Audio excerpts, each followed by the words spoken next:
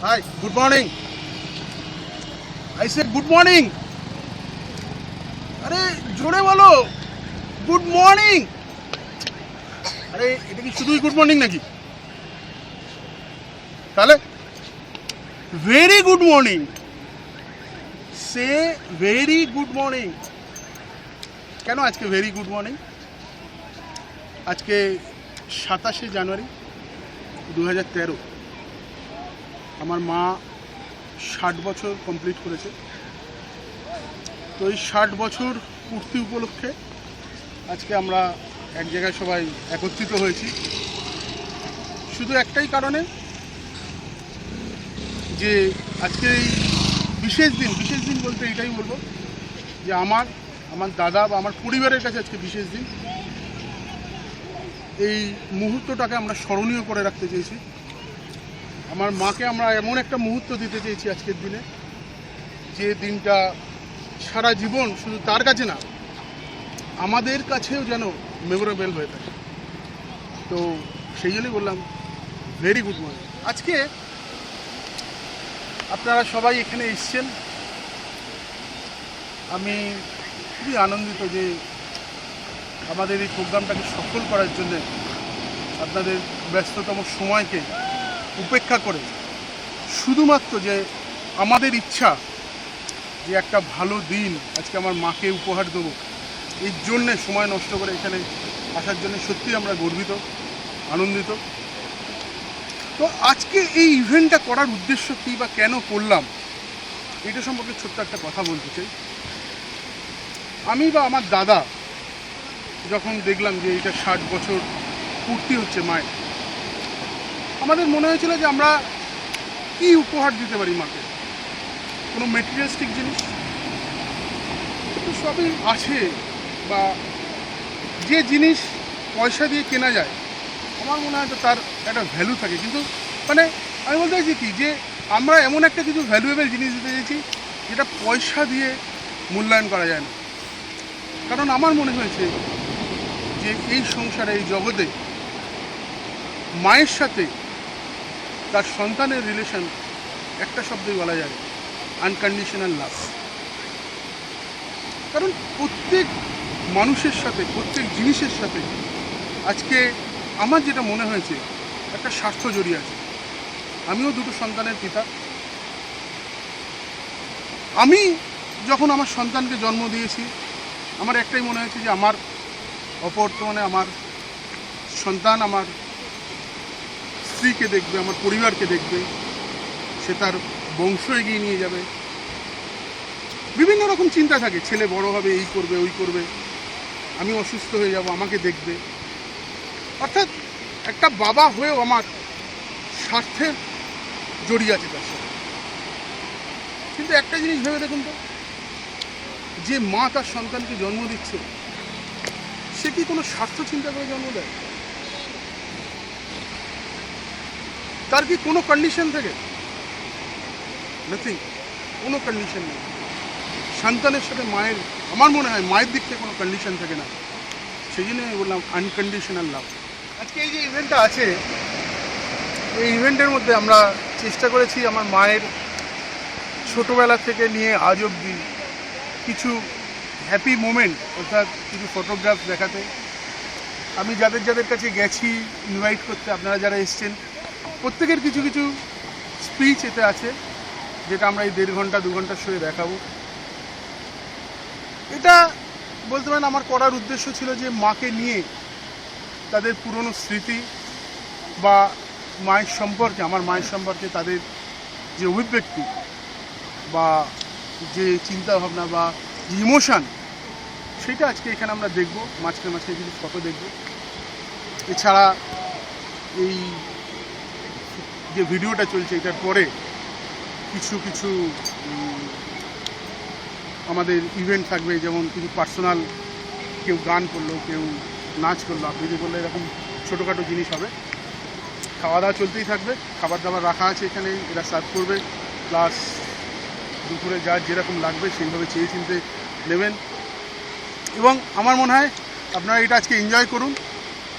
মনে হচ্ছে আমার পরিবারে একটা নতুন স্বাদের কিছু জিনিস আজকে দেখানো হবে, যেটা হয়তো আমাদের আগামী জেনারেশন এই রাস্তায় হাঁটবে। কারণ আমি বললাম না, আমার স্বার্থ আছে একটা, আমিও স্বার্থ নিয়ে নিয়েছি। এই যে আজকে একটা কাজ করছি, কেন করছি আমি দেখছি কি, আজকে যদি আমার সন্তানকে, আমার ছেলে মেয়েকে দেখাতে পারি যে আমার বাবা মাকে আমি, আমার দুর্ভাগ্য যে আমার বাবার এইরকম কিছুই আমি পালন করতে পারিনি, আজকে আমার সৌভাগ্য যে আমার কাছে এরকম একটা দিন আছে যেটা আমি মায়ের জন্য পালন করতে পারছি। তেমনি আমারও মনে হয় যে আমি যেদিন 60 বছর হব, আমি যেদিন 70 বছর হব, আমি যেদিন রিটায়ারমেন্ট করব, আমার সন্তান যেন কিছু করে। কিন্তু আমার এক্সপেকটেশনটা তখনই হবে যখন আমার সন্তান দেখবে আমি কিছু করছি আমার মায়ের জন্য। সে শিখবে আজকের দিনটা থেকে যে আমারও আমার বাবা মার জন্য করা উচিত। কারণ প্রত্যেক বাবা মা তার সন্তানকে জন্ম দেওয়ার পরে তার জন্মদিন, তার বিবাহবার্ষিকী আস্তে আস্তে ভুলে যায়। কারণ যত দিন এগোতে থাকে তত দেখা যায় কি, সন্তানের জন্মদিন, তাদের বড় করা, তাদের পৈতে দেওয়া, তাদের অন্নপ্রাশন, তাদের বিবাহ, এইসব নিয়ে ব্যস্ত হয়ে পড়ে। কিন্তু এই মানুষগুলোর মধ্যে যে একটা ইচ্ছা আছে যে আমাকে নিয়েও কোনো সেলিব্রেশন হতে পারে, যে আজকে রিটায়ারমেন্টে চলে গেছে, বা যে আজকে কী বলবো, বার্ধক্য বলা ভুল না, মানে আমার তো মনে হয় আজকে সমাজে আমরা অনেক ছেলে মেয়ে আছি যারা বাবা মাকে সেভাবে গুরুত্ব দিতে পারি। তো সেই জিনিসটা আমি চাই না যে আমার ক্ষেত্রে, আমার জীবনে আসে। এটা আমার ভয় লাগে। আমার এইটা করার উদ্দেশ্য হচ্ছে আজকে আমি করব, তবে আমি এক্সপেক্ট করতে পারবো আমার ছেলে মেয়ের কাছ থেকে যে আমার ছেলে মেয়ে আমার জন্য করবে, সেও আনকন্ডিশনালি আমার জন্য করবে।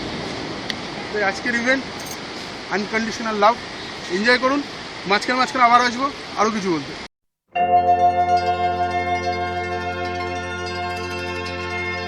पितुर्पधिका माता गर्भधारणपोषणात् अतो हि त्रिषु लोकेषु नास्ति मातृसमगुरु।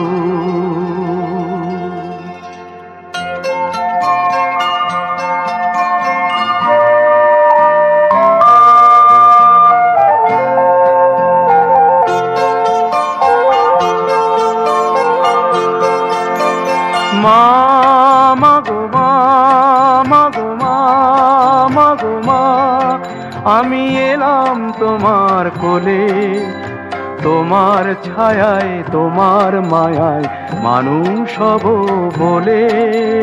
মা মাগো মা, মাগো মা, মাগো মা।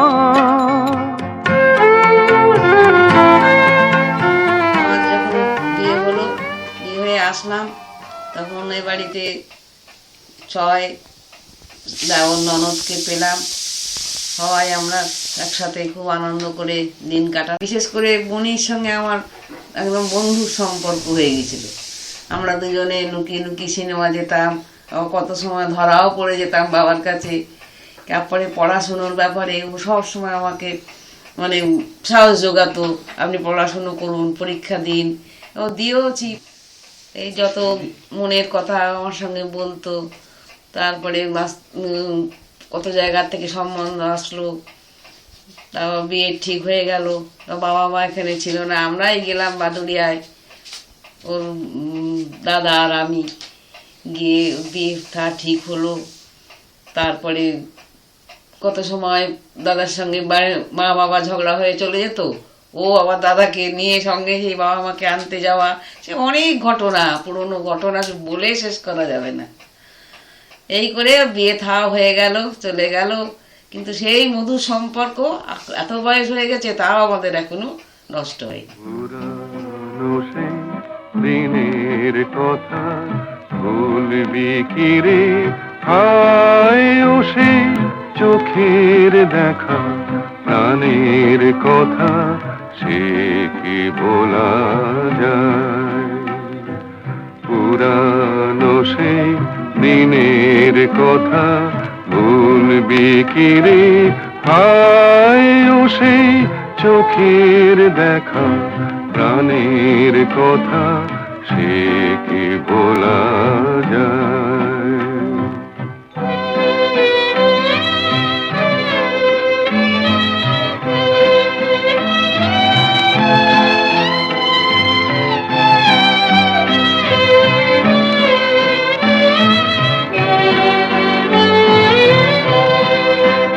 আয় আর একটিবার আয় রে সখা, প্রাণের মাঝে আয় মোরা, সুখের দুঃখের কথা কব, প্রাণ জুড়াবে তাই। আয় আর মানে রাগ হলে কারোর কথা শুনতো না। এইবার সেই 7 দিন সেই একটা বাতাবিলেও গাছ ছিল, ছাতে উঠে বসে থাকতো আর বাতাবিলেও খাতো, চান করতো না, ভাত খেত না। এইরকম কত ঘটনা আমাদের ঘটেছে জীবনে। তারপরে সিনেমা দেখতে গিয়ে একদিন আমরা মিথ্যে বলে গেলাম ওই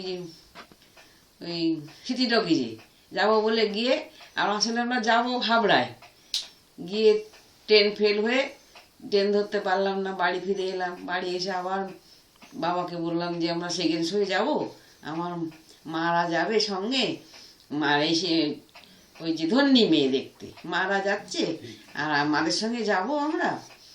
তবে হ্যাঁ, তোমার মারা যখন যাচ্ছে নিশ্চয়ই যাবে। তখন আমি আর মনি আবার চললাম তাড়াতাড়ি করে, সেই 4টে ট্রেন ধরে চলে গেলাম। সিনেমা টিনেমা দেখে রাত্রে যায়, সেকেন্ড শো দেখে বাড়ি এসছি। এসে বললাম খুব ভালো হয়েছে বাবা বইটা, আপনারা কাল যান দেখে আসুন। অনেক বলে টলে বাবা আমাকে পরের দিন পাঠিয়েছি। আর সেই দিনই আমার মা আর ভাই সিনেমায় গেছে। এবার দেখো মা আপনারা কাল সিনেমা দেখে গেলেন, আবার আজ? কাল কই, কাল তো আমরা আসিনি। বাবা তখন আর কোনো কথা বলেনি, বুঝে গেছে। এইবার বাড়ি এসে খেতে দিয়েছি, তখন যে বৌমা আমি তো নাইবি করে খাই, আমার সঙ্গে চালাকি করো না। আমি তো কি করে বুঝতেই পারছি না। মনে ঠিক বুঝতে পেরে গেছে, বাবা ঠিক ধরে ফেলেছে। তা বলছে আজকে তোমার মা কাল গিয়েছিল সিনেমায়? বলছে হ্যাঁ। বলে আজকেও আবার তোমার মা আর ভাই গিয়েছিল। মনে যে পোপা করে কোথায় লুকিয়ে পড়লো। এরকম করে আমরা কত যেতে বনগাঁ পর্যন্ত চলে গেছি, পয়সা নেই, কলার কাঁদি বিক্রি করে মনি ফুলে ডেকে নিয়ে এলো, কলার কাঁদি বিক্রি করে দুজনে চলে গেলাম। মানে খুব আমাদের সঙ্গে দুজনের বন্ধুত্ব ছিল।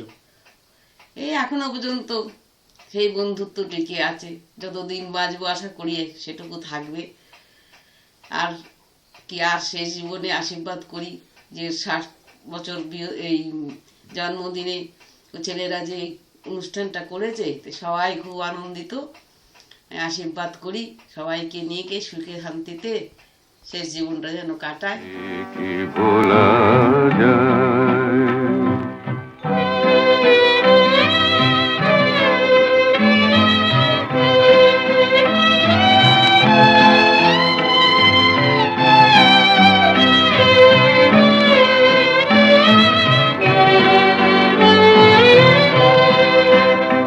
আয় আর একটিবার আয় রে সখা, প্রাণের মাঝে আয় মোরা, সুখের দুঃখের কথা কব, প্রাণ জুড়াবে তাই।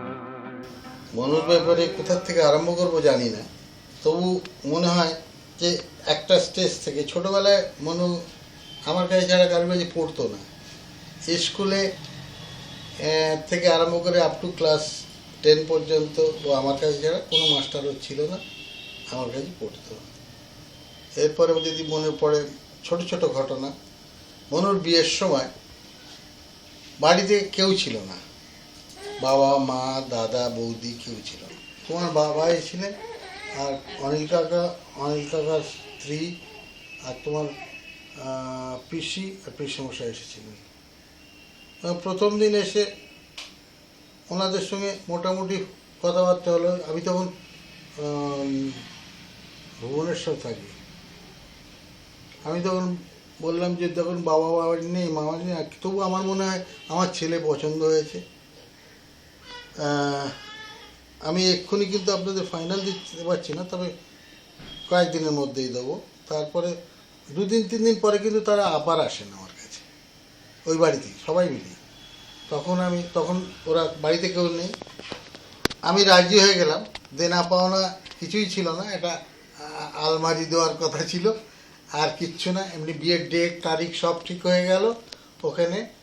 তারপরে এর মাঝে মনুকে আমি জিজ্ঞেস করেছিলাম, যেদিন প্রথম এসেছিল রঞ্জন, তখন মনুকে বললাম যে দেখ চেহারা ছেলে তোকে খেটে খাওয়াতে পারবে, আর তোর ভিতরে যদি কোনো কমপ্লেক্সিটি থাকে, তুই ও প্রি ইউনিভার্সিটি পাস আর তুই জাস্ট গ্র্যাজুয়েট হতে যাচ্ছিস, হ্যাঁ, তাতে যদি কমপ্লেক্স হয় এখনও বলে দে, তাহলে আমি না করে দিই। তাহলে আমার কোনো কমপ্লেক্সিটি নেই, মানে তোর তাহলে পছন্দ আছে, ওকে তোর ট্যারা কিন্তু, হ্যাঁ, বলো তাতে কী হয়েছে? না ঠিক আছে, তাহলে আমি এগিয়ে যাই। এগিয়ে গেলাম, সমস্ত ডেট ফেট হয়ে গেল, খুব বেশি দিন সময় ছিল না। আমি তখন খবর দিলাম, বাবা বম্বে ছিল দিদির কাছে, মা বাবা দুজনই, আর তাকে টেলিগ্রাম করলাম। দাদা বৌদি এসে বললো, তুই কী করলি এটা, তুই জানিস না শুনিস না, সব অনিল কাকার ওপর ভরসা করে। আমরা ভাগ্যে, ওর ভাগ্যটাকে তো কেউ নিতে পারবে না। যাই হোক, ভালো করি খারাপ করি, বাবা এসে ডেট যখন হয়ে গেছে, অনিল কাকা বাবার খুব বন্ধু ছিল, ডেট যখন হয়ে গেছে তখন ওকে বললাম, মা বাবা নিয়ে গেল আশীর্বাদ করতে। বাবা বোতাম দিয়ে আশীর্বাদ করলো, করে তো ওখানে গিয়ে বাবা সব জানতে পারলো যে ছেলের জমি আছে, বাড়ি নেই। মেজো ভাইয়ের বাড়িতে থাকে, যখন আসে বাইরের থেকে, বড় ভাইয়ের বাড়ি আছে, কিন্তু ছেলের সামনে একটা জমি আছে। রাস্তায় বাবা আমাকে জুতো খুলে মারতে গেল। সুধীরবাবু বলে একজন লোক ছিলেন বাবার মোহরা, সে তখন বাবাকে আটকালো। আর কী হবে, ওর ভাগ্যের তো রয়েছে। বাবা বললো, তুই ওকে জলে ফেলে দিয়ে এলি? আমি বললাম, কেন, তোমার পছন্দ? ছেলে পছন্দ হয়েছে, কিন্তু ছেলে এখানে থাকে না। হ্যাঁ, ইন দ্য মেন টাইম আমার দাদা কিন্তু ছেলের অফিসটা বুঝে সব খোঁজ খবর নিয়েছে। যাই হোক, ভবিতব্য যা হয়ে গেছে, ছেলে বিয়ে হয়ে গেল। মেয়ে আসামে গৌহাটিতে ছিল, আমি তখন অরুণাচলে শান্তিসেনা মণ্ডলে ছিলাম, চাকরি করতাম। তখন আমি ওর ওখানে গেলাম, গিয়ে 3-4 দিন থাকলাম। ও কী কাজ করে, ওরিয়েন্টাল ফায়ার ইন্স্যুরেন্স অফিসে গেছিলাম, দেখে এলাম চাকরি করে। একটা বাড়িতে ছিল, খুব দুপাশে দুটো ঘর ছিল, এই পাশে একটা। যাই হোক, চললো। তারপরে আমাদের রঞ্জন, যে মনুর বর, খুব পরিশ্রমী কর্মঠ ছিল, এবং তার ফলে ও নিজের ভবিষ্যৎ নিজে হাতে তৈরি করে নিল। তাতে ওর ভাইদের বা কারোর কোনো সাহায্য নেয়নি। ইভেন ওই জমি কেনার জন্যে, যে জমিটায় বাড়ি করে তখন থাকতো, একটা বারাসাতে ছোট্ট ঘরে, দিদির বাড়ির থেকে সরে গিয়ে একটা ছোটো ঘরে থাকতো। সেখানে তখন রাজা রানা দুটো হয়েছে, খুব দুষ্ট ছিল সেই রানা। আর তখন একটা জমি কিনলো, 6,000 টাকা দিয়ে জমিটা কিনলো। বাবা বলেছিল টাকা দেবে ওকে, কিন্তু ও টাকা নেয়নি রঞ্জন। তাতে রঞ্জনের ওপর কারোর কিন্তু শ্রদ্ধা বা কারো কমেনি, বরং বেড়ে গেল। খুব কষ্ট করেছে, আমি নিজে দেখেছি। রঞ্জন তখনই সুগারের পেশেন্ট, ও রুটি খেয়ে অফিস যেত, আমি তখন চিন্তাই করতে পারতাম না। আমি ছুটিতে যখন আসতাম ওর ওখানে যেতাম, কেন মনু আমার সবচেয়ে প্রিয় বোন ছিল, সবার চেয়ে প্রিয় বোন, মানে ছোটোর থেকেই। তারপরে ওই মনু দাঁড়িয়ে থেকে ওই বাড়িটা করালো, ছোট বড় তখন আরম্ভ করলো। রঞ্জন তো সকাল থেকে বেরোতো আর রাত্রির 12টা পর্যন্ত বাড়ি ফিরত, অফিস করতো। অফিসের পরে বাইরে ও ইন্স্যুরেন্সের কাজ করতো।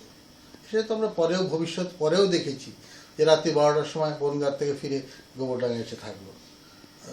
ভাত পাবে কি পাবে না ঠিক নেই, তবু এসে থাকতো। আর মুখুজ্জি বাড়ি ভাত দুটো থাকে, খেয়ে শুতো, আবার ভোরবেলা বেরিয়ে যেত। অক্লান্ত পরিশ্রম করেছে। পরিশ্রমের জন্য ছেলেটা হয়তো অনেক ওর উপরে ধকল গেছে বলি তাড়াতাড়ি ওকে চলে যেতে হলো। যাই হোক, তারপরে ছেলে দুটো আস্তে আস্তে, জানি রাজা রানার কথা, ছোট ছোট ঘটনা, যে মা নেই, মা গেছে জমির বাড়ি হচ্ছে দেখতে, কাজ দেখতে, সমস্ত লেবার খাটানো সব মা করতো। তো সকালবেলা দুটো স্বামী বেরিয়ে যেত, বাচ্চা দুটোকে রেখে দরজায় তালা মেরে চলে যেত। আর তখন সেই একটা স্টোভ নিয়ে রাজা পেটের ওপর নিয়ে স্টোভটা নিয়ে যাচ্ছে, আর রানা কোথার থেকে একটা দেশলাই জোগাড় করেছে, স্টোভ জ্বালাবে।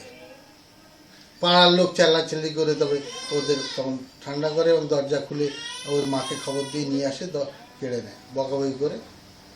তারপরে তো রাজা রানার বড় হয়ে গেল আস্তে আস্তে। ওরা বাবার আদর্শ বা বাবার পথেই নিজেদেরও পরিশ্রমী করে তুললো, ওরা দাঁড়িয়ে গেল। তাতে ওর মার সবসময় আগলে রাখতো তাকে। মার শাসনও ছিল, ভালোবাসছে যেমন শাসনও ছিল, কেন সেই শাসনের জন্যই হয়তো ওরা আজ দাঁড়িয়ে গেছে। ওরা বড় হয়েছে, মানুষের মতো মানুষ হয়েছে, পরিচয় দেওয়া যায়। ভালো হোক এই চাই, ওদের মনেরও ভালো হোক। 60 বছর আগে 15 জন ছেলেরা তাদের বাবাকে বা মাকে মনে রেখেছে, এটা তো সব জায়গায় এটা স্বাভাবিক ঘটনা নয়, স্বাভাবিক হওয়া উচিত ছিল। কিন্তু আজকাল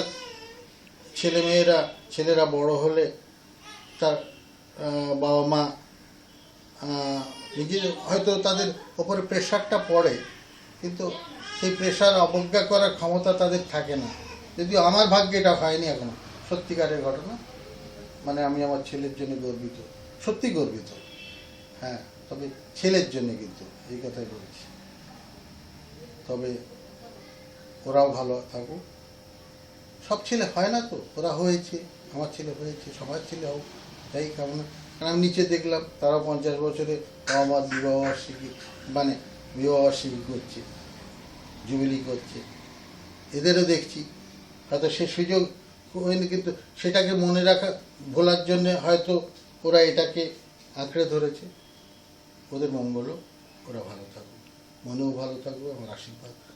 আয় আর একটিবার আয় রে সখা, প্রাণের মাঝে আয় মোরা, সুখের দুঃখের কথা কব, প্রাণ জোড়াবে তাই। পুরানো সেই দিনের কথা ভুলবি কি রে, হায় ও সেই চোখের দেখা, প্রাণের কথা সে কি ভোলা যায়। মঞ্জু, তোমার 60 বছর পূর্তি উপলক্ষে একটা জন্মদিন পালন করা হচ্ছে। আজকে খুব আনন্দ লাগছে। যখন 72 সালে তোমার যখন বিয়ে হয়, বিয়েতে তোমাকে দেখতে গিয়েছিলাম আমি, আর জামাইবাবু সঙ্গে ছিল। তোমাকে দেখতে গিয়েছিলাম, তোমার সেই ঝুঁটি বাঁধা ছোট ছোট চুল, সেই যে ঝুঁটি বেঁধে সে ভিতরে বল দিয়ে যে তোমার ঝুঁটি বাঁধা, তুমি আসলে, এসে বসলে, তোমাকে দেখলাম, পছন্দ হলো। জামাইবাবু বললো না ঠিক আছে, এখানেই বিয়ে হবে। বিয়ে হলো, তুমি বউ হয়ে এলে। কালীরঞ্জন তখন বোধ হয় সবাই চাকরিতে ঢুকেছে, আসলে বেশ আনন্দের সঙ্গেই কাটছিল। তারপরে তো কালীরঞ্জন এখানে চলে এলো, বাড়ি করলো এখানে। তারপরে রানা, রাজা এরা সব হলো, বড় হলো। আজকে তারা তোমার জন্মদিন পালন করছে, এটা খুবই আনন্দের ব্যাপার। আর তুমি যে মানুষকে ভালোবাসো, সবাইকে নিয়ে থাকতে ভালোবাসো, এটা তো আর নতুন করে বলার কিছু নেই।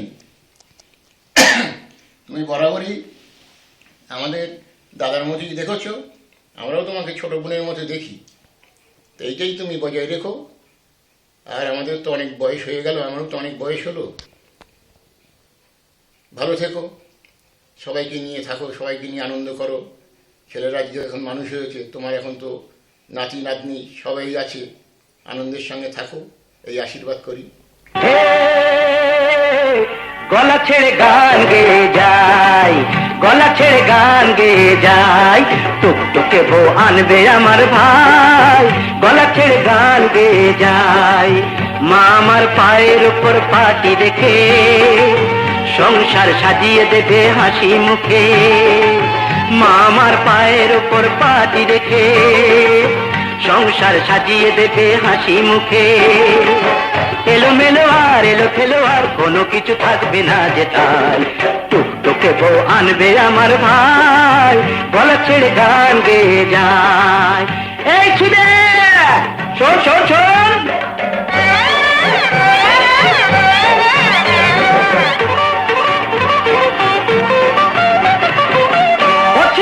আসিস তোরা খেতে বিয়ের ভোজ, রুই কাতলা কখানা চাই নিয়ে রাখিস খোঁজ। হাসু ভাই করিম চাচা এসো গো সবাই, আশু ভাই করিম চাচা এসো গো সবাই, আসরে ঢোল বাজিও বাজিও সানাই, টুকটুকে বউ আনবে আমার ভাই, গলা ছেড়ে গান, গলা ছেড়ে গান গেয়ে যায়।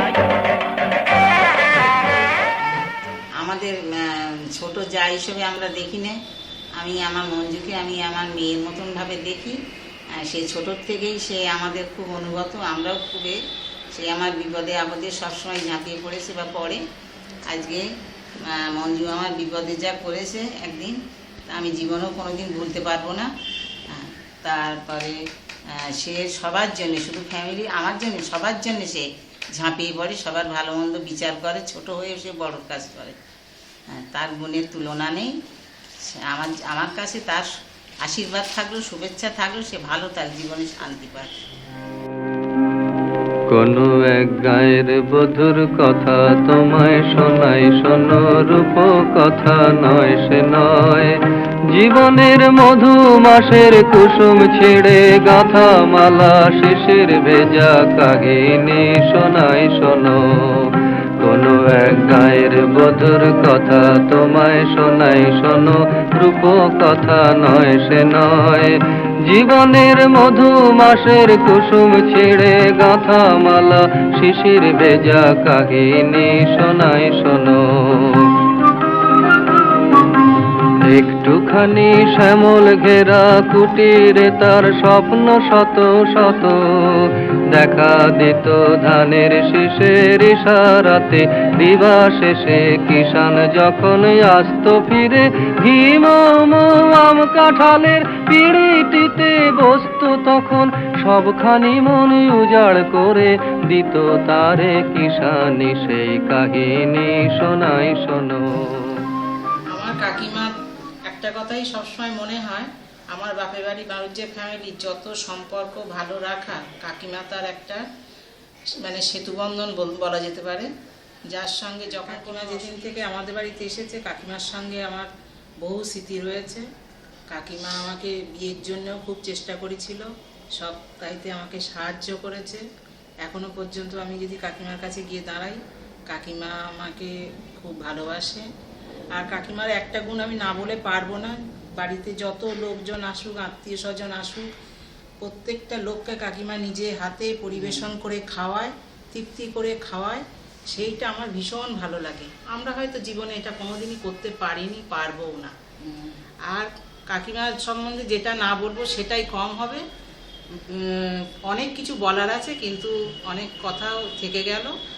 যাই হোক, কাকিমার 60 বছর জন্মদিনে আমি কাকিমাকে প্রণাম জানাচ্ছি। কাকিমার মতন যেন এক কোনাও কিছু পেতে পারি। সে আলোর স্বপ্ন নিয়ে যেন আমায় সে ডাকে আয় চলে আয়, সে আলোর স্বপ্ন নিয়ে যেন আমায় সে ডাকে আয় চলে আয়, ছায়া সীমানা ছড়ায় সোনা সূর্য মেঘের গায়, ডাকে আয় রে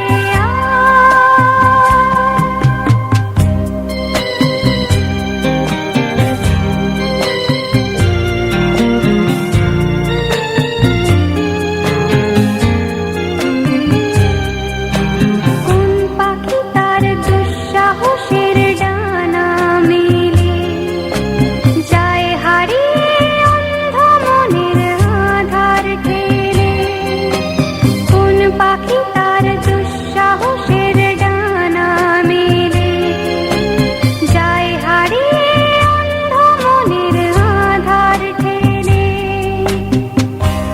এমন সঙ্গী করে আকাশের নীল নগরে, আমিও যাব রে তারি পাখায়, সে আলোর স্বপ্ন নিয়ে যেন আমায় সে ডাকে আয় চলে আয়।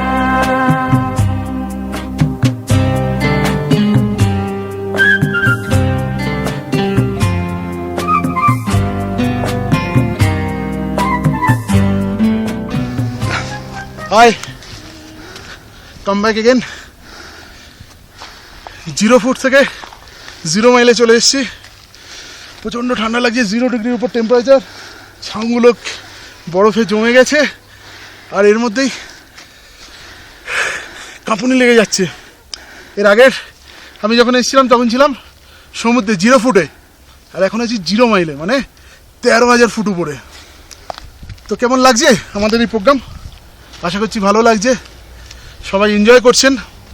বিভিন্ন লোকে বিভিন্ন ওপিনিয়ন দিচ্ছে, বিভিন্ন শট আসছে, তার মধ্যে আমিও আবার ফিরে আসছি। কিছু সিনসিনারি দেখছেন, একঘেয়ে লাগছে না তো, বোরিং লাগছে না তো? আমাকে যেটা বলতে হবে আজকে সেটা হচ্ছে যে সবাই এখানে অনেক কিছু এক্সপ্রেশন দিয়েছে মায়ের, আমার মায়ের সম্পর্কে, তাদের জায়ের সম্পর্কে, তাদের কাকিমার সম্পর্কে। তো আমি আমার মায়ের সম্পর্কে আর নতুন করে কি বলবো? ছোটোর থেকে বড় হওয়া অবধি সবই তো তার কৃতিত্ব। একটা কথা বলতে পারি যে আমি যে ভাগ্য নিয়ে জন্মেছি, আমি চাই যুগে যুগে যেন তাকেই আমি মা হিসেবে পেতে পারি।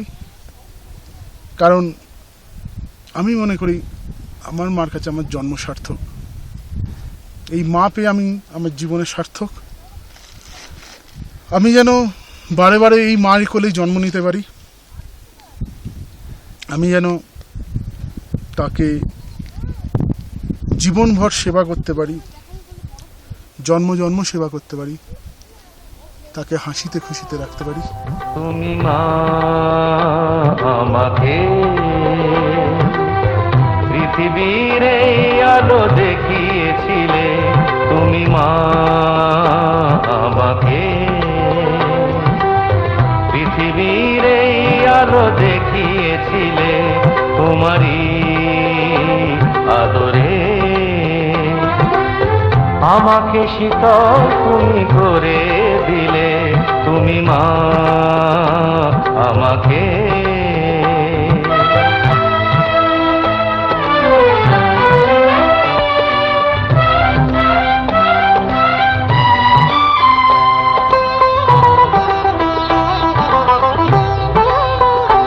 মাগো তোমার স্নেহ মা গঙ্গা হয়ে ওই অমৃত ধারাতে যায় যে বয়ে, মাগো তোমার স্নেহ মা গঙ্গা হয়ে ওই অমৃত ধারাতে যায় যে বয়ে।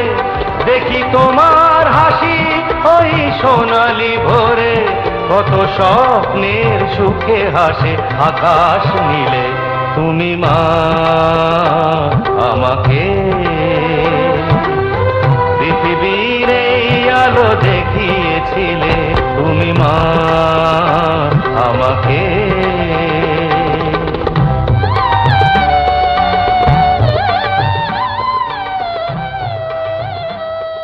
আমার বাবা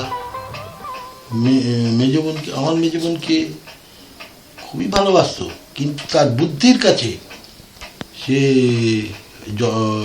পেরে উঠতো না, এবং সব কিছু একটা নিজের হাতে কন্ট্রোলে নেওয়ার মতন ক্ষমতা ছিল আমার মেজ বোনের, এবং সেই কন্ট্রোলটা এখনো পর্যন্ত রেখেছে আর রাখতে পেরেছে, এটি আমাদের সৌভাগ্য। তবে তার সম্বন্ধে বলে তো কোনো কিছু শেষ করা যাবে না। বিভিন্ন দিক থেকে বিভিন্নভাবে সে সব বিষয়, কিছু করলে, কিছু রাগ হলে সে যেমন আমাদের সঙ্গে এরকম সব কিছু নিয়ে করতো, আলাপ আলোচনা, ব্যবহারও সেরকম করতো। কিন্তু ও ছিল খুব রাগী, একটুতেই রেগে যেত বড্ড। রেগে গেলে আবার ভুলে যেত, রেগে গেলেও ভুলে যেত, ও কিছুক্ষণ পরেই ভুলে যাবে, বা কিছুদিন পরেই ভুলে যাবে। আর সবাইকে নিয়ে সমানভাবে থাকবার মতন তার যে ক্ষমতা, এই ক্ষমতা অন্য কারোর আছে কিনা আমার খুব সন্দেহ হয়। আমরা তাই আমার এই 72 বছর বয়সের ওপর আমার বয়স হয়েছে, যে এই 72 বছর জীবনে আমাকে আমার শারীরিক অসুস্থতার জন্য সে আমাকে সবসময় একটা কাছে রাখার মনোভাব নিয়ে সবসময় সে থাকতো। সে যাতে আমার কোনো অসুবিধে না হয়, যাতে কোনো রকম কষ্ট না হয়, সে খোঁজ নেওয়া সব কিছুই করতো। এই 60 বছর, তার 60 বছর বয়সে সে আরও দীর্ঘ জীবন লাভ করুক, এইটুকুই আমি চাই। আমি যতদিন বেঁচে থাকবো যেন তাকে এইভাবেই দেখে দিতে পারি।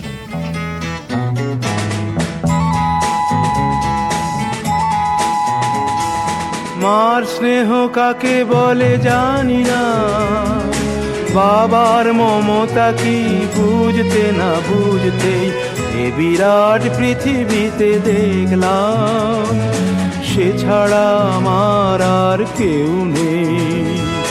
সে আমার ছোট বোন, বড় আদরের ছোট বোন। সে আমার ছোট বোন, বড় আদরের ছোট বোন। ভালো করে যখন সে কথা শেখেনি, তখন থেকেই সে গেয়ে যেত গান। বাজনার হাত ছিল ভালোই আমার, তার সাথে বাজাতাম দিয়ে মন প্রাণ। রাস্তায় ভিড় করে শুনতো সবাই, অবাক হতো যে কত জ্ঞানী গুণীজন। মনি আমার ছোট বোন, আমার পরের বোন, এবং যার জন্য ওর সঙ্গে সম্পর্কটা আমার প্রথম থেকেই ভালো। ও লেখাপড়ায় খুব ভালো ছিল, বরাবরই লেখাপড়ায় কোনোদিন ফেল করেনি, লেখাপড়া সবসময় ভালো পড়াশুনো করতো। তবে মাঝে একটু ওর জেদ ছিল, ছোটোবেলায় আমি দেখেছি ওর একটু জেদ ছিল, এছাড়া ওর কোনো খারাপ গুণ ছিল না। ওকে আমি ভীষণ ভালোবাসি, ও আমাকে ভীষণ ভালোবাসে। ওর এই ভালোবাসা মানে এত ভালো যে সেটাকে কোনো ভাষায় প্রকাশ করা যাবে না। ও সবার জন্য সব কিছু করে, কিন্তু সবার কাছ থেকে অনেক আঘাতও পায়। এইটাই হচ্ছে আমারও দুঃখ লাগে যে ও এত করে, যার জন্য এত করেও এত কষ্ট পায় কেন। এটা যেন কেউ ওকে কষ্ট না দেয়, এবং আমি আশা করব যে ভগবান ওকে ওর সুস্থ শরীর রাখুক। ওর যে শরীর খারাপ আছে সে শরীর সব ভালো হয়ে যাক, এবং ঠাকুর নিশ্চয়ই ওকে আশীর্বাদ করবে, ঠাকুর ওকে দেখবে। ওর এই আগামী জন্মদিনে, এই জন্মদিনে ও যেন আমার পুরো আশীর্বাদ, ভালোবাসা, শুভেচ্ছা নেয়। আমার ননদ বলে বলছি না, আমার ননদ খুব ভালো, আমার খুবই ভালোবাসে, সব সময় আমাদেরকে দেখে। আমি ওটা ননদ বলে করি না, দুই বোন মনে করি। হ্যাঁ, আমাদের সবাইকেই খুব ভালোবাসা, ভালো দিয়ে করে রাখে, ভালোবাসে। আর ওটা বেশ কি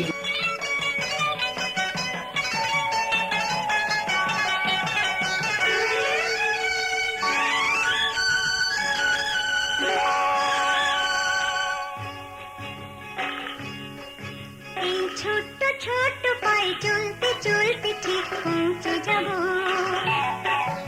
এই ছোট্ট ছোট্ট পায়ে চলতে চলতে ঠিক পৌঁছে যাব। সেই চাঁদের পাহাড় দেখতে পাবো, সেই চাঁদের পাহাড় মাথায় যাহার রংধনু হয় দেখতে পাবো। ঠিক পৌঁছে যাব, এই ছোট্ট ছোট্ট পায়ে চলতে চলতে ঠিক পৌঁছে যাব।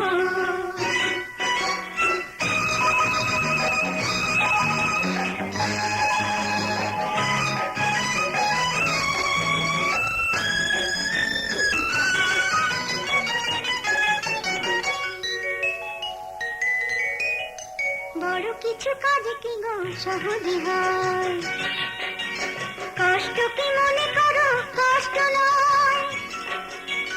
বড় কিছু কাজ কি গো সহজে হয়, কষ্ট কি মনে করো কষ্ট নয়। চোখ ভরে জল এলে চোখে তা মুছে ফেলে, দুটি চোখ ভরে জল এলে চোখে তা মুছে ফেলে, নতুন সাহসে বুক ভরাবো।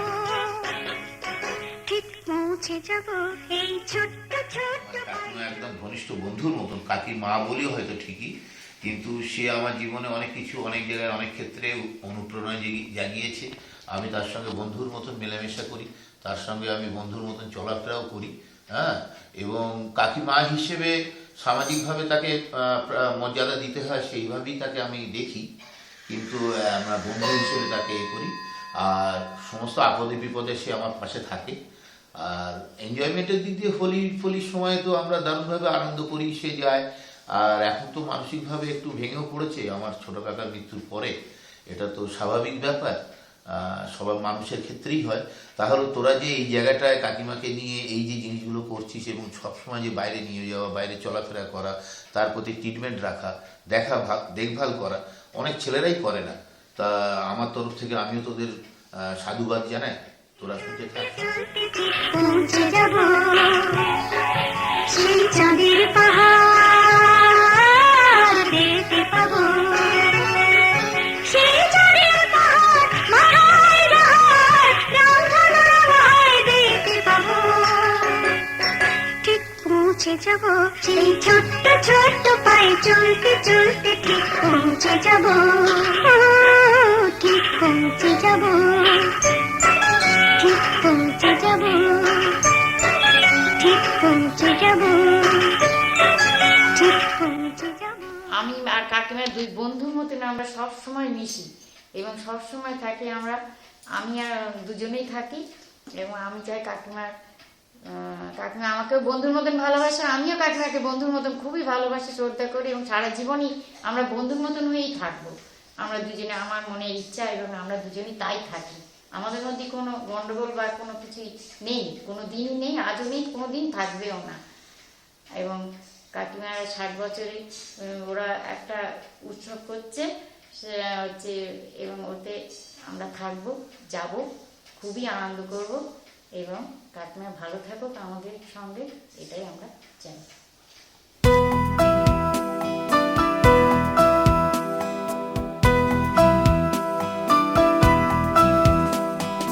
কাটে না সময় যখন আর কিছুতে, বন্ধুর টেলিফোনে মন বসে না, জানলার খিলটাতে ঠেকায় মাথা, মনে হয় বাবার মতো কেউ বলে না, আয় খুকু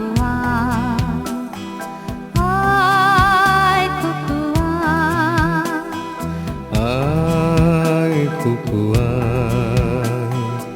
আয় খুকু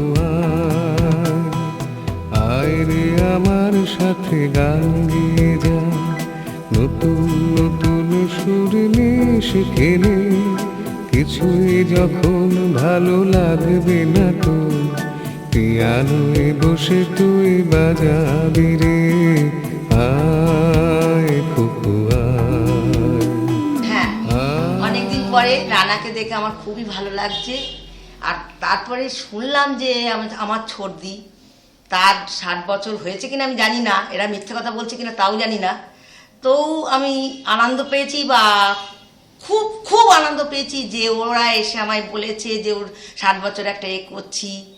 সেটা শুনে আমার যে কী আনন্দ হয়েছে সে আমি আর বলে বোঝাতে পারবো না। আর ছোটদিকে তো যেমন ভয় পেতাম, তেমন ছোটবেলায় তেমন ভালোবাসতাম, এখনও ভালোবাসি। মিস্টেক কিছু একটা হয়েছে তার জন্যে, ওটা কিছু না।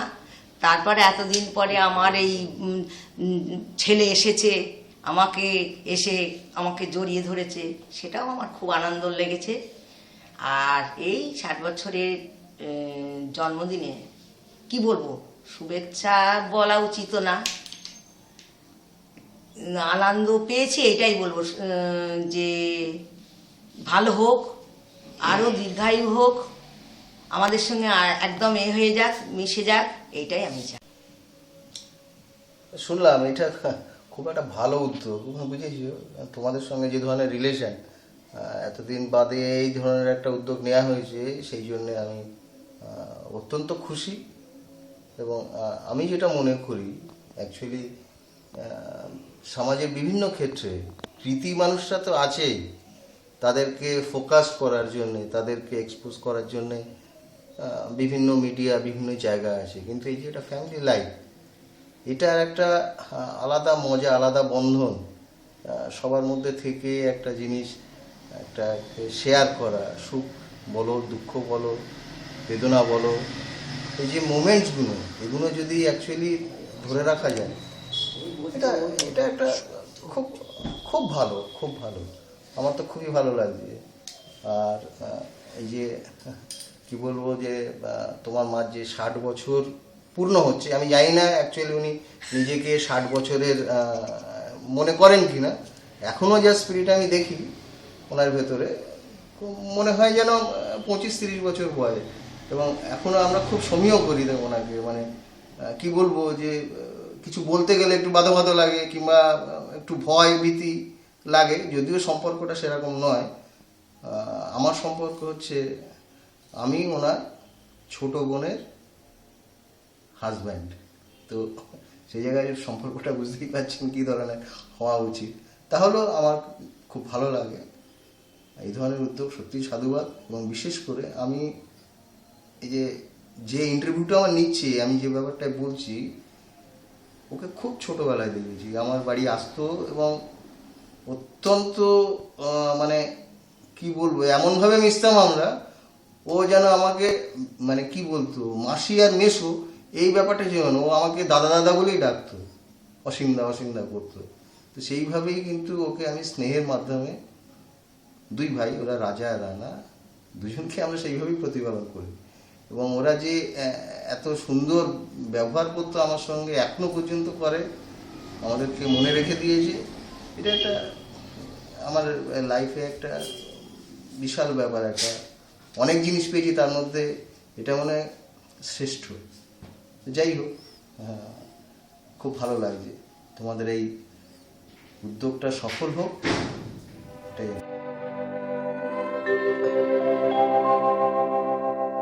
আগুনের পরশমণি ছোঁয়াও প্রাণে, এ জীবন পূর্ণ করো, এ জীবন পূর্ণ করো, এ জীবন পূর্ণ করো, এ জীবন পূর্ণ করো, দহন দানে আগুনের পরশমণি ছোঁয়াও প্রাণে।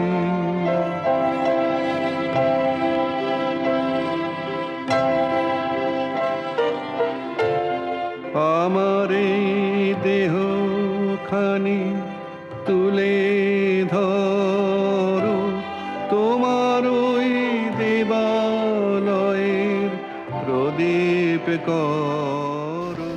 রানা আজকে দুপুরবেলার দিকে লুকিয়ে লুকিয়ে এসে জানাচ্ছে ভয়ে ভয়ে যে মায়ের এরম 60তম জন্মদিন হবে জানুয়ারি মাসে, তো আমরা পালন করব, তোমরা কি বলো? মাকে এখনো পর্যন্ত জানানো হয়নি। হ্যাঁ, তা এটা কি ঠিক হবে? আমরা সাহস দিলাম, বললাম আচ্ছা ঠিক আছে, আমরা আছি, তুই তো রেডি হ, তারপরে আমরা আছি। যাই হোক, তো কাকিমার 60তম জন্মদিন হচ্ছে শুনে খুব আনন্দ লাগলো। আমরা যাবো তো নিশ্চয়ই। এবারে আসছি যে সম্পর্কের কথা, আমার সঙ্গে বিয়ের পর থেকে 25-26 বছর ধরেই রয়েছে, পরিচিত রয়েছে। তা কাকিমার বলতে গেলে কি, যে আমার যে অরিজিনাল শাশুড়ি, তার চেয়েও মনে হয় ডুপ্লিকেট শাশুড়ি হিসেবে কাকিমা কিন্তু ভালোই রোল করে। খাতির যত্ন বা দেখাশোনা করা বা গেলে যেটুকু যা অ্যাটেন্ড করা, সেই হিসেবে কাকিমার তুলনা হয় না। তো খাওয়া দাওয়ার ব্যাপারে যখনই কোনো নেমন্তন্ন হতো বা কোনো খাওয়ানোর ব্যাপার থাকতো, আমি সকালবেলার দিকে কম খেয়ে নিতাম। কেন না, রাত্রির বেলা যখনই খাওয়ানোর ব্যাপার থাকতো, তো সেই সময় জোর করে পাতের উপরে জোর করে দিত এবং প্রতিটা জিনিস আমাকে খেতে হতো। হ্যাঁ, তো এটা কষ্ট হলেও কিন্তু ভালো লাগতো, যে এই একটা আন্তরিকতায় বিরাট মূল্য আছে। তো যাই হোক, এই একটা গেল।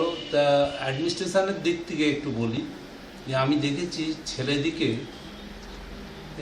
যথেষ্ট শাসন করতো, মানে মুখের ওপরে কোনো কথা যদি বলতো তো তাদের আর সেখানে রক্ষে থাকতো না, এই একটা জিনিস। এবং পরিবারে শ্বশুরবাড়ি বলুন বা যে কোনো বাড়িতেই পরিবারের সবাইকেই যেভাবে কথা বলতেন বা যেভাবে ম্যানেজ করে এসছেন, যা শাসন ব্যবস্থা, সবাই ভয় পায়, বাচ্চা থেকে বড় পর্যন্ত সবাই। আমরাও মুখের উপরে কোনো কথা তো বলতেই পারতাম না। এমনকি আমার বিরুদ্ধে যদি কেউ কোনো কথা বলেছে, আমার মানে স্ত্রী পর্যন্ত, তাকেও ধমকে দিত যে কেন তুই এই কথা বলছিস। যাই হোক, মাঝে মাঝে মনে হতো যে যদি মমতা ব্যানার্জির জায়গায় যদি ছোটো কাকিমা একটু বসতো, তাহলে দেশেরও কিছু উন্নতি হতো, আমাদেরও কিছু উন্নতি হতো। পলিটিক্সেও দেখেছি যে খাচ্ছে, খেতে দিচ্ছিল আমাদেরকে, দিতে দিতে যখন ওই যে এমএলএ জিতেছে, ওর নামটা কি ভুলে গেলাম, ও যখন যাচ্ছে বাড়ির সামনে দিয়ে, ওই এঁটো হাতে ছুটে এসে, হ্যাঁ, তাকে ওই লরির ওপর থেকে চিরঞ্জীব যখন জিতেছিল, ছুটে এসে তাকে হাত নাড়ছে। হ্যাঁ, তো যাই হোক, এই যে বাচ্চা ছেলে সুলভ মনোবৃত্তি, যেটা শাসন করার যে মনোবৃত্তি, আন্তরিকতা, ব্যবহার, সমস্ত ব্যবস্থাপনা, সব কিছুতে ওভারঅল মানুষ হিসেবে ভালো। এখন এতটা বাড়াবাড়ি করে বলাটা ঠিক নয়, কি মনে করবে বুঝতে পারছি না। যাই হোক, এরা লুকিয়ে লুকিয়ে জন্মদিন পালন করছে।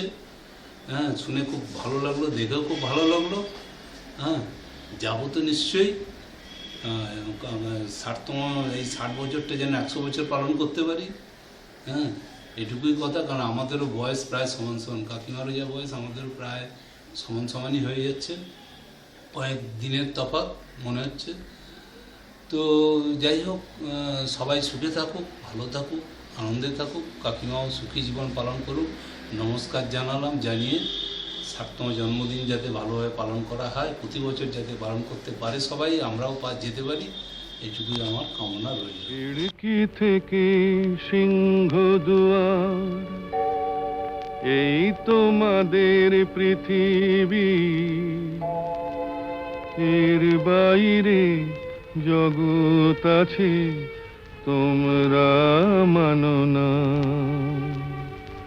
তোমাদের কোনটা হাসি, কোনটা ব্যথা, কোনটা প্রলাপ, কোনটা কথা, তোমরা নিজেই জানো না। এর বাইরে জগৎ আছে তোমরা মানো না, তোমরা নিজেই জানো না। খিড়কি থেকে সিংহ দুয়ার, এই তোমাদের পৃথিবী।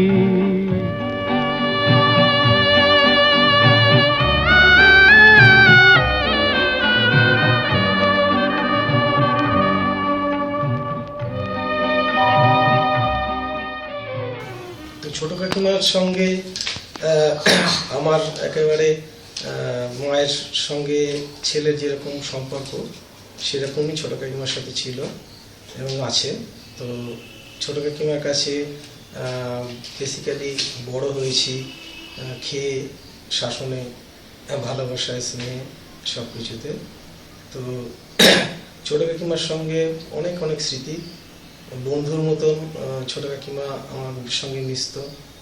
আমার সকল ভালো কিছুতে, কোনো কিছু খারাপ হলে বুঝিয়ে বলা, সব কিছু শাসন থেকে শুরু করে সব কিছুতেই ছোট কাকিমাকে পেতাম। ছোট কাকিমার কথা অনেক অনেক কিছু বলার আমার জীবনে।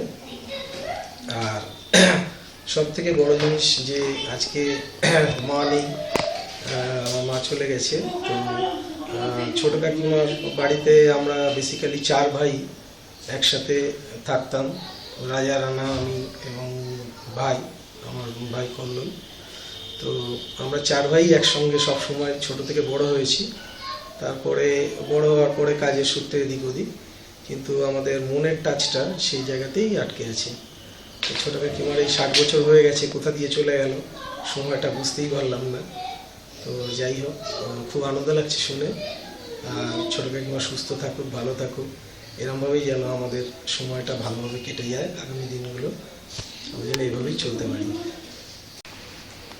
একটা মজার ঘটনা মনে পড়ছে, একদিন ছোট কাকিমাকে বলেছিলাম, অনেকদিন ছোট কাকিমার শখ ছিল যে ছোট কাকিমা ছেলে সাজবে।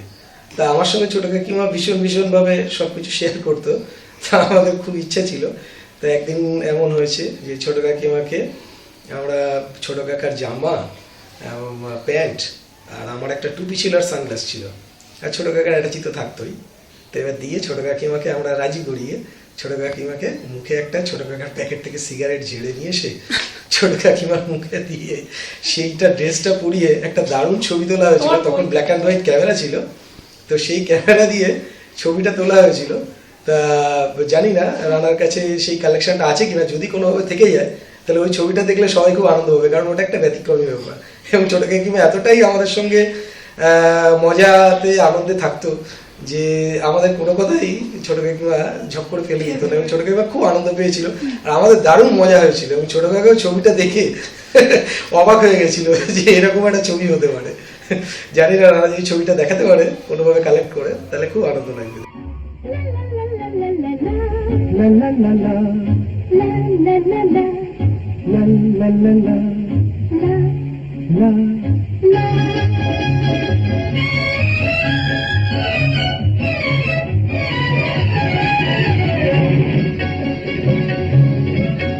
এই পথ যদি না শেষ হয় তবে কেমন হতো তুমি বলো তো? এই পথ যদি না শেষ হয় তবে কেমন হতো তুমি বলো তো? যদি পৃথিবীটা স্বপ্নের দেশ হয় তবে কেমন হতো তুমি বলো তো? এই পথ যদি না শেষ হয় তবে কেমন হতো তুমি বলো তো? লা লা লা লা লা।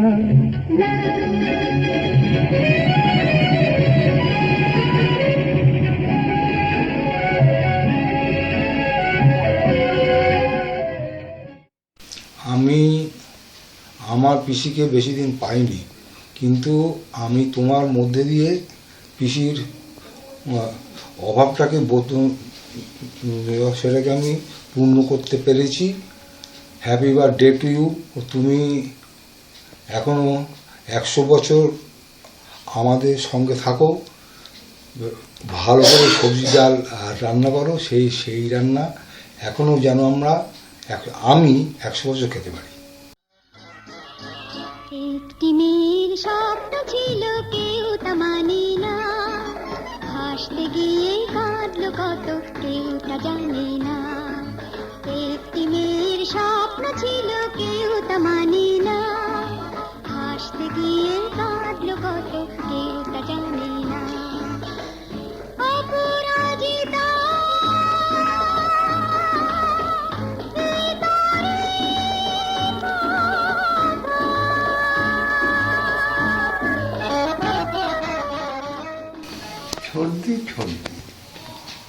ছর্দি আমরা এই 7 ভাই বোন,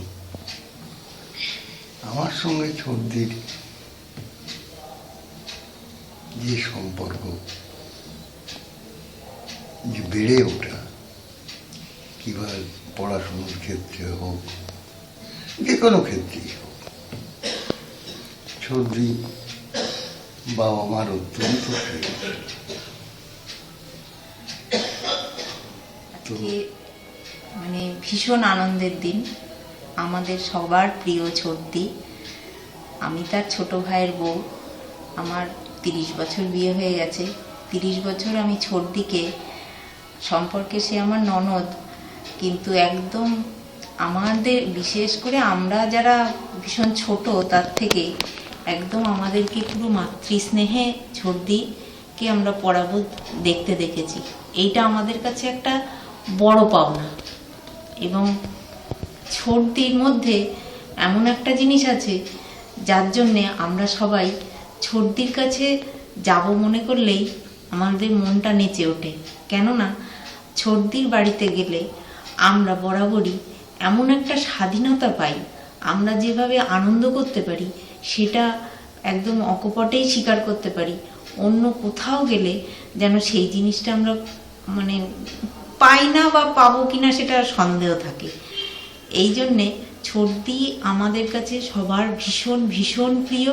এবং ছর্দির যে আমাদের যে কোনো যদি সমস্যাও হয়, আমরা জানি যে ছর্দির কাছে যদি আমরা সেই সমস্যাটা নিয়ে ছর্দির কাছে যাই বা আলোচনা করি, ছর্দি ঠিক মানে কোনো না কোনোভাবে একটা একদম সুষ্ঠু সমাধানের পথ বলে দিতে পারে। তাই ছর্দি আমাদের সকলের প্রিয়।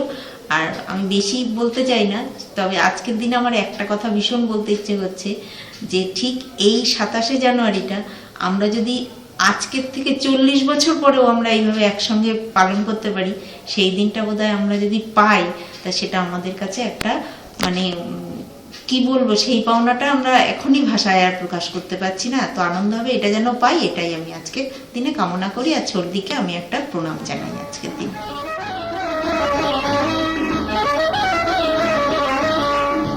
সেই মেয়েটির মনটা ছিল একটি ফোঁটা ফুল, না জেনে সে মন্দ ভালো করল শুধু ভুল। নিল যেখানে বুঝে নিল সেখানে মন দিতে কেউ আসে না, হাসতে গিয়ে কাঁদলো কত কেউ তা জানে না। একটি মেয়ের স্বপ্ন ছিল কেউ তা মানে না, হাসতে গিয়ে কাঁদলো কত কেউ তা জানে না।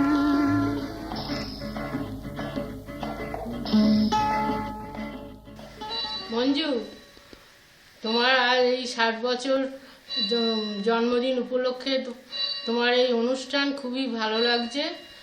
সত্যি তুমি আমাদের যখন বিয়ে হয়ে এসছিলে এ বাড়িতে, তারপরে খুবই ভালো ব্যবহার, তোমার ঠিক ছোট বোনের মতন আমাদের সঙ্গে ব্যবহার করেছো। আমাদের ভক্তি শ্রদ্ধা সবসময় তুমি আমাদের এ করেছো। খুব ভালো লাগছে আজ তোমার এই জন্মদিনে। আজ যদি আমাদের ঠাকুরপো থাকতো তাহলে আরও ভালো লাগতো, দুজনে একসঙ্গে করতে। সে অকালে চলে গেল, কি আর বলবো।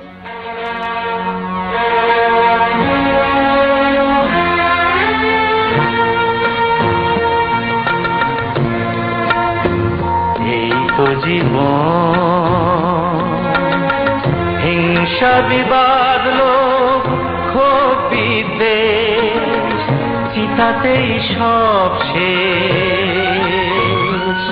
হায় চিতাতে সব শেষ।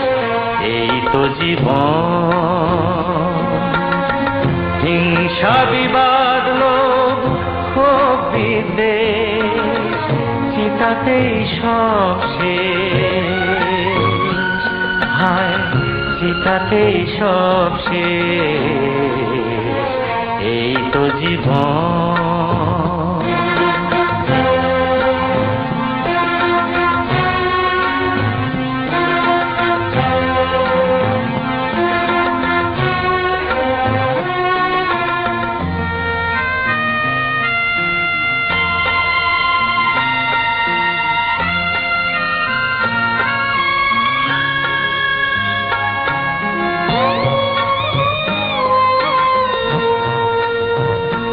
কেন দিশির চুমুক তবে বিষয়ের বিষে,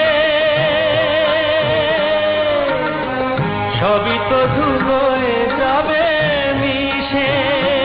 কেন দিশির চুমুক তবে বিষয়ের বিষে, সবই তো ধুলোয় যাবে মিশে। থাকবে না গায়ে তোর ঝলমলে দামি ওই দেশ, চিতাতেই সব শেষ। হায় চিতাতেই সব শেষ। এই তো জীবন।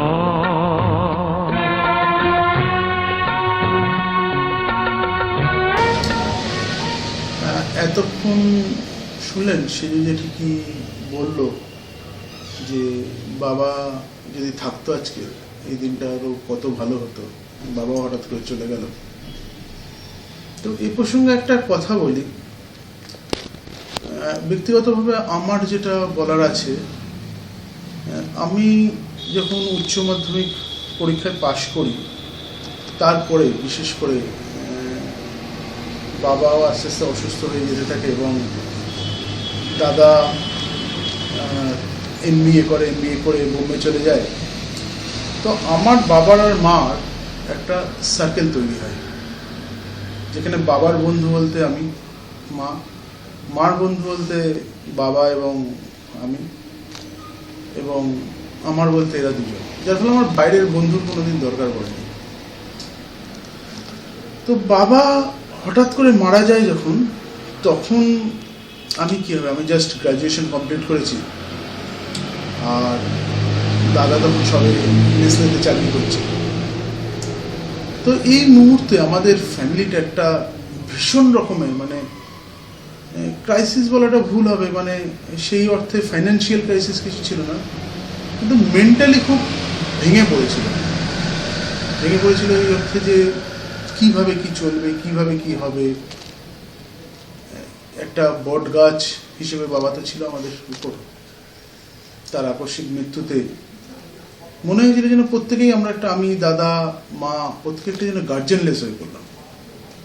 এবং সেই টাইমে মার ভূমিকাটা ছিল একটা মারাত্মক রকমের, যে ওই শখকে সামলে নিয়ে, মানে ওই দুর্ঘটনা বলুন বা ওই ঘটনাকে সামলে, নিজেকে সামলে নিয়ে আমাকে এবং দাদাকে যেভাবে গাইড করেছে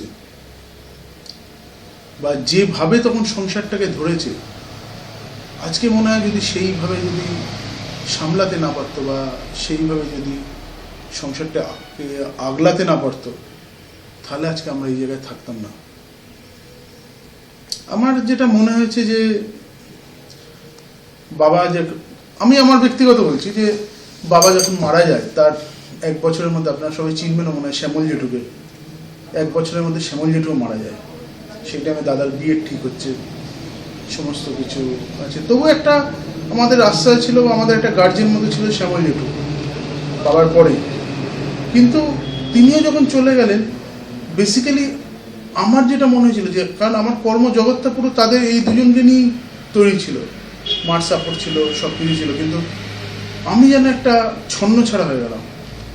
আমি ভালো করে খেতাম না, পাগলের মতো ঘুরতাম, যখন তখন ঘুমিয়ে পড়তাম। ইভেন আমার আজকে এখানে অস্বীকার করতে, মানে আজকে এটা অস্বীকার করবো না যে এমন একটা পরিস্থিতি হয়েছিল যে আমি I am committed two for my, মানে সুসাইড করতে আমি চেয়েছিলাম, যে আমার জীবনে বাঁচার কোনো ইচ্ছে ছিল না। সেই টাইমটাকে মা খুব ভালোভাবে সামলেছিল, মানে আমাকে যে মেন্টাল সাপোর্ট দেওয়া বা মোটিভেট করা কাজের জন্যে, জীবনে বড় হওয়ার জন্য যে মোটিভেট করা, সেটা একটা বিশাল ব্যাপার আমি জীবনে পেয়েছি মার থেকে। এবং আজকে যদি মা সেইভাবে আমাকে সামলাতে না পারতো বা না ধরতে পারতো, তাহলে হয়তো আজকে হয় আমি সামনে থাকতাম না, অথবা আজকে এই জায়গায় থাকতাম না। মানে আমার বলার উদ্দেশ্য এটাই যে আমরা বাবার লিডারশিপে আমরা বড় হয়েছি, সব কিছু করেছি, কিন্তু পেছন দিক থেকে আরেকটা প্যারালাল প্রশাসন, যেটা বলবো আমি, প্রশাসক হিসেবে কিন্তু মা নিজেকে তৈরি করেছিল বাবা অসুস্থ হওয়ার পরে। যে জন্যে বাবা মারা যাওয়ার পরে হয়তো আমাদের 6 মাস 7 মাস লেগেছে এইটাকে ওভারকাম করতে বা এই ব্যাপারটাকে সামলাতে। বাট তারপরে একটা গুরু দায়িত্ব ছিল মার কাঁধের উপর, দাদার বিয়ে দেওয়া। 1 বছরের মধ্যে দাদার বিয়ে দিয়েছে, তার 2 বছরের মধ্যে আমারও বিয়ে হয়ে যায়, এবং সমস্তটাই কিন্তু মা তত্ত্বাবধানে, মার প্ল্যানিংয়ে কীভাবে কী হবে না হবে, এভরিথিং। তো এই জন্য বলবো যে মার এইদিকে একটা বিশাল ব্যাপার আছে, কারণ বাবার সাথে আমাদের যে অ্যাটাচমেন্ট ছিল, বিশেষ করে আমি আমার ক্ষেত্রে বলবো, সেটা তো ভোলার না বা সেটা অস্বীকার করার কোনো জায়গা নেই। কারণ আমার বন্ধু বলতে বাবা ছিল, আমার বন্ধু বলতে মা। তো সেই শোকটাকে সামলাতে খুব মা সাহায্য করেছে। মা গো, ভাবনা কেন, আমরা তোমার শান্তি প্রিয় শান্ত ছেলে, তবু শত্রু এলে অস্ত্র হাতে ধরতে জানি। তোমার ভয় নেই মায়া, আমরা প্রতিবাদ করতে জানি। মা গো, ভাবনা কেন, আমরা তোমার শান্তি প্রিয় শান্ত ছেলে, তবু শত্রু এলে অস্ত্র হাতে ধরতে জানি। তোমার ভয় নেই মায়া আমরা প্রতিবাদ করতে জানি।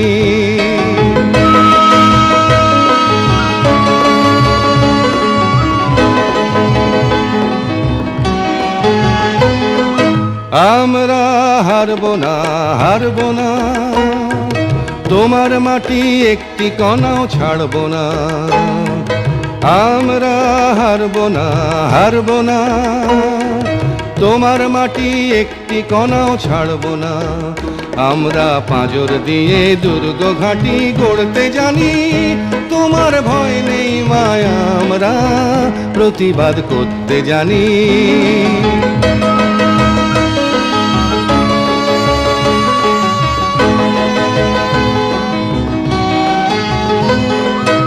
আমরা পরাজয় মানব না, দুর্বলতায় বাঁচতে শুধু জানব না। আমরা পরাজয় মানব না, দুর্বলতায় বাঁচতে শুধু জানব না। আমরা চিরদিনই হাসি মুখে মরতে জানি। তোমার ভয় নেই মায়া আমরা প্রতিবাদ করতে জানি। মাগো ভাবনা কেন, আমরা তোমার শান্তি প্রিয় শান্ত ছেলে। 2005 সাল সেপ্টেম্বরের অন্তিম সপ্তাহ। সেদিন আমার সহধর্মিণীর হাত ধরে পরিচিত হলাম এক ভদ্রমহিলার। প্রথমে ভদ্রমহিলাই বলবো। আমার প্রাণের ভোমরা তাদের বাড়িতে বিবাহ সূত্রে আবদ্ধ হল। প্রথমে উৎকণ্ঠা, ভাবলাম কি হবে শাশুড়ি, কি হবে। কিছুদিনের মধ্যেই বুঝতে পারলাম আমার প্রাণ ভোমরা পেয়ে গেল তার দ্বিতীয় মাকে। একজন মহিষী ভদ্রমহিলা কি করতে পারেন কিছুদিনের মধ্যে বুঝিয়ে দিলেন। সে শুধু মাই হতে পারেন না, কারো দিদিও হতে পারে। কিছুদিনের মধ্যে সেটাই আমার হয়ে গেল প্রচন্ড আদরের দিদি। দিদির সম্বন্ধে বলতে গেলে 3টে কথা বাদ দিলে আমার জীবনে চলবে না। একটা কথা হলো 2008 সালে যখন আমার প্রাণভোমরা তার ছোট্ট সন্তানকে জন্ম দিয়েছে, তারপরে সেই সন্তানের দায়িত্ব নিয়ে তাকে তার মামার বাড়ি পাঠিয়ে দিয়েছিল পুরো তার মেয়ে এবং ছেলেকে দিয়ে। মেয়ে মানে আমার ভাইজি, কিন্তু এখন আর ভাইজি বলতে আমার খুব খারাপ লাগে। এটা একটা কথা। আরেকটা কথা, একদিন আমি এই দিদির বাড়িতে বেড়াতে গিয়েছিলাম। দিদি বলেছিল ভাই আসো। তখন আমি গিয়ে দেখলাম দিদি নেই। আমার মনটা সত্যি একটু খারাপ লাগলো। কিছুক্ষণের মধ্যে যখন মন খারাপ হয়ে বসে আছি, তখনই বললো দিদি, পেছন থেকে হুক করলো, বললো ভাইকে ডেকে আমি কোনোদিনও যেতে পারি। এটা বোঝালো কর্তব্য কি জিনিস। দিদি আমাকে ছেড়ে যায়নি কিন্তু সেদিন। আর অন্তিমে যেটা বলবো সেটা হলো আমার অনেক দিনের সাধ ছিল। আমার বাড়িতে বৈশাখ মাসে নিত্য নারায়ণ পূজা হয়েছিল 1 মাস ব্যাপী। সেদিন আমি খুব ভেবেছিলাম শেষ দিন ভোগ দেব, কিন্তু কোনো দিদি, আমার কোনো মানুষজন কেউ এগিয়ে আসেনি। আমার দিদি সেই দিন নিজে হাতে সব সরঞ্জাম নিয়ে নিজের অসুস্থতা ত্যাগ করে সে আমার সেই আশা পূর্ণ করেছিল। এটা আমার নিজের দিদিরা করবে কি না আমি এখনো ভেবে উঠতে পারিনি। আমি আরেকটা কথা বলতে চাই, বীরেন্দ্রকৃষ্ণের ভদ্রের একটু অনুকরণ করে, যা দেবী সর্বভূতেষু দিদি রূপেণ সংস্থিতা নমস্তস্যৈ নমস্তস্যৈ নমস্তস্যৈ নমো নমঃ।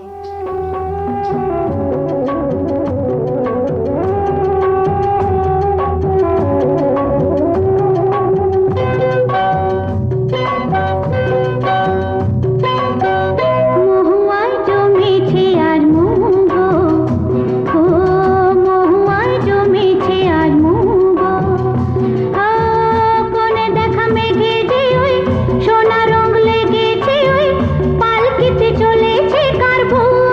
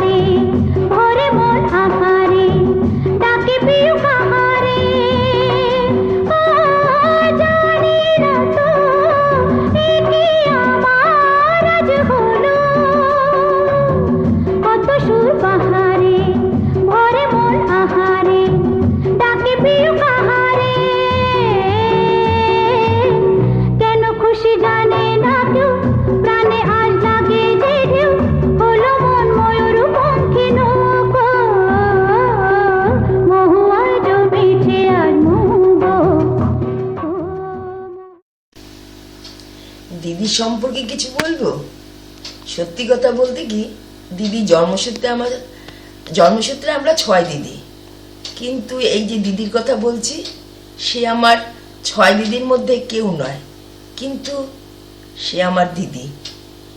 এর সাথে কোনো রক্তের সম্পর্ক আমার নেই। সত্যি কথা বলবো, সে আমার সবচেয়ে নিকটতম আত্মীয়। আর আত্মীয় মানে যার সাথে আত্মার সম্পর্ক, হৃদয়ের সম্পর্ক। এই সম্পর্ক আমার কাছে কোনো শব্দ বা ভাষা বর্ণনা করা আমার পক্ষে অসম্ভব। আমি শুধু এইটুকুই বলতে পারি, গীতায় বলে আত্মা অবিনশ্বর, আর সেই সূত্রে দিদি আমার সম্পর্ক আজন্ম সম্পর্ক। আর যদি দিদির সম্পর্কে আমার অনুভূতির কথা বলি, তাহলে আমি এটাই বলবো, তোমায় হৃদ মাঝারে রাখবো, ছেড়ে দেব না, তোমায় বক্ষ মাঝে রাখবো, ছেড়ে দেব না। দিদির এই 60তম জন্মদিনে তার প্রীতি ও শুভেচ্ছা কামনা করি এবং সুস্থভাবে থাকে, তাই আমি বলছি।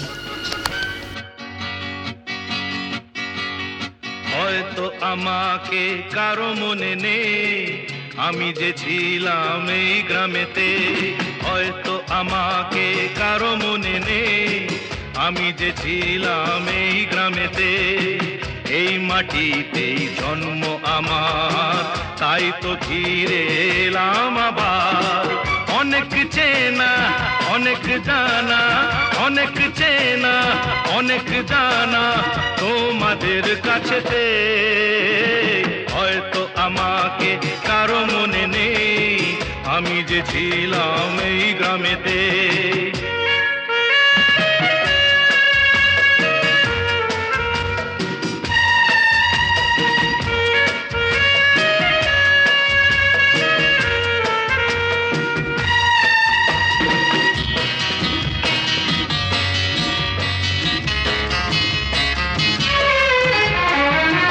এইখানেতে হৃদয় দিয়ে গেলাম শুধুই দুঃখ নিয়ে।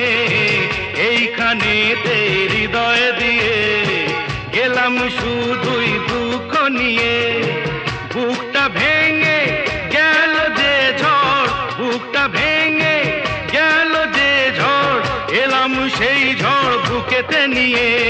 হয়তো আমাকে কারো মনে নেই, আমি যে ছিলাম এই গ্রামেতে। হয়তো আমাকে কারো মনে নেই, আমি যে ছিলাম এই গ্রামেতে।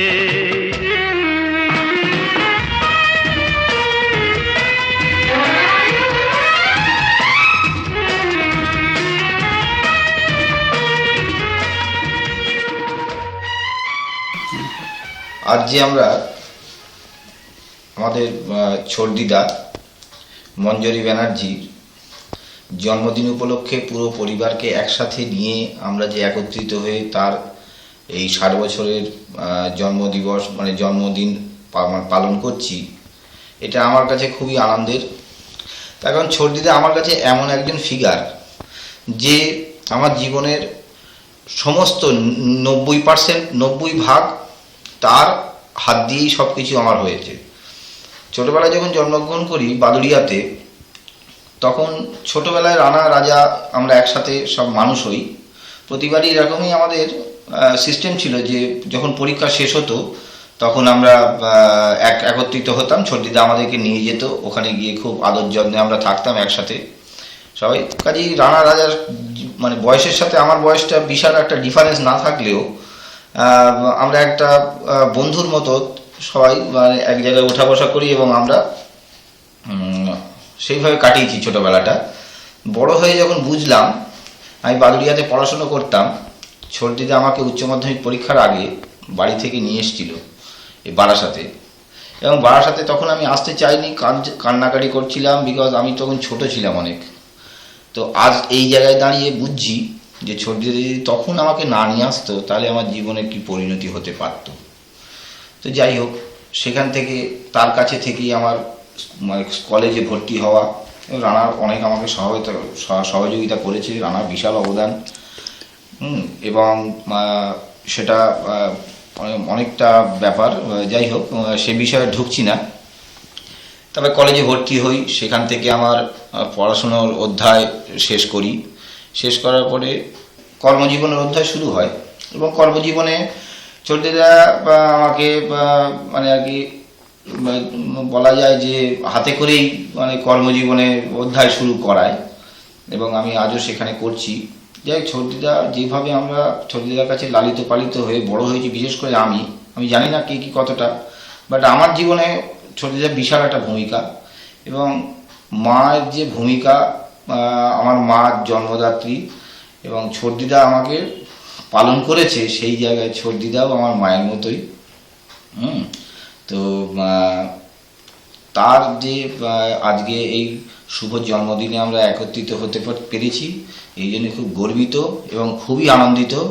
তার সুস্থ এবং সুন্দর জীবন কামনা করি, সে আরও দীর্ঘায়িত হোক এবং সুস্থতার সঙ্গে আমাদের সঙ্গে যেভাবে এতদিন মিলেমিশে আমরা আছি, আমরা ভবিষ্যতেও থাকতে চাই। ঈশ্বরের কাছে কামনা করি তার সুস্থতা নিয়ে। ধন্যবাদ। ছোট্টিকে আমরা খুব ভালোবাসি। ছোট্টি আমার সাথে অনেক দুঃখে কষ্টে আমার সাথে ছিল। ও ছোট্টি বিয়ের পর থেকে আমাকে সঙ্গে করে নিয়ে ঘুরতে যাওয়ানো, বেড়ানো, আনন্দ দেওয়া সব ছোট্টির কাছ থেকে পেয়েছি। সংসার জীবনে অনেক কিছু ছোট্টি আমাকে শিখিয়েছে। আর 7 বছর অনেক কষ্টে আমি মা হয়েছি, তার জন্য ছোট্টি আমার কাছে অনেক সাহায্য করেছে, অনেক কিছু দিয়েছে, অনেক ভালোবেসেছে আমাকে। যাওয়া দিনগুলি আমায় যে পিছু ডাকে, স্মৃতি যেন আমার হৃদয়ে বেদনার রঙে রঙে ছবি আঁকে।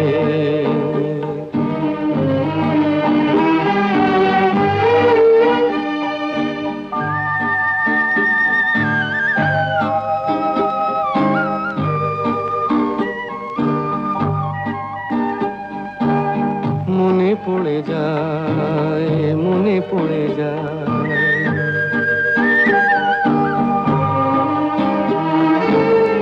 মনে পড়ে যায় সেই প্রথম দেখার স্মৃতি, মনে পড়ে যায় সেই হৃদয় দেবার তিথি। দুজনার দুটি পথ মিশে গেল এক হয়ে নতুন পথের বাঁকে। হ্যাপি বার্থডে কাকিমা, তুমি সুস্থ থাকো, ভালো থাকো, এটাই আমরা চাই সবসময়। আজ আমাদের মা নেই, তুমি আমাদের মার মতো সব কিছু। তুমি আসলে আমাদের আনন্দ, তোমার কাছে গেলে আমাদের আনন্দ, যে আমাদের মা, এইটাই আমাদের